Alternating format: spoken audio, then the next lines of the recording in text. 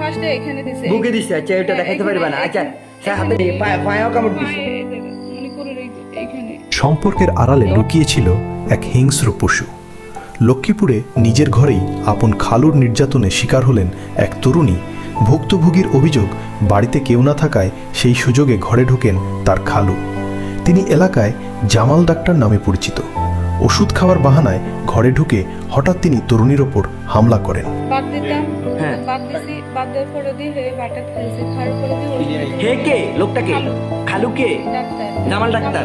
হ্যাঁ বল।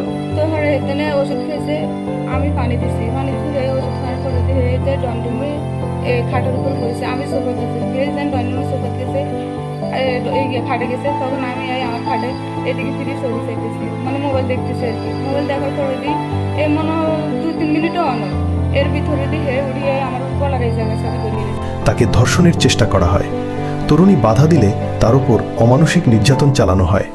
হাত পা এবং বুক সহ পুরো শরীর কামড়ে ক্ষতবিক্ষত করে দেওয়া হয়। আর বুকের উপর দিকে উড়ে গেছে, উড়ে জানার লগে এবার আমি লাফালাফি করে করতে মারি না, এবার গেতে না আর কামড় দিছে।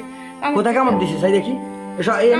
ফার্স্টে এখানে দিছে, বুকে দিছে। আচ্ছা এটা দেখাইতে পারবা না? এবার খাটের নিচে হয়ে গেছে, নিচে হয়ে জানার লগে এবার আরো যেরকম ঘুষি এরকম লাথি এরকম মানে আর নিচটারে মানে এক কথা শেষ, তোমার কি দর্শন করতে চাইছে? হ্যাঁ। এরপরে দিয়ে চোখের এই জায়গা পাই এমন ঘুষি দিছে, এখন এইগুলো কালো কমে গেছে, কমে যাওয়ার পরে দিয়ে এবার ওয়ালের লগে বাড়ি দিছে, বাড়ি দেওয়ার পরে দিয়ে এবার গায়ে হের দইতম গেছে, হের কান বাই আথুছে পরে আমার এসব কামড়, এগুলো সব কামড়। আচ্ছা আচ্ছা, এটা তো তুমি বাইরেরটা দেখাইতে পারছো, তোমার অন্য কোনো জায়গাটা তো আছে দেখানোর মতো, খাওয়ার মতো আমরা। আচ্ছা এখন তোমারে বলি যে এটা এখন আমরা দুটো দিছে, এই দুটো মানে বেশি এই দুটো মানে পারে ব্যবহৃত করি, মানে পায়েও কামড় দিছে। তার শরীরে 50টিরও বেশি কামড়ের দাগ রয়েছে।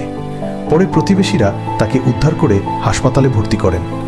চিকিৎসকের মুখোশ পরা এই অপরাধীর কি সাজা হওয়া উচিত? আপনার মূল্যবান মতামত কমেন্ট করে জানান।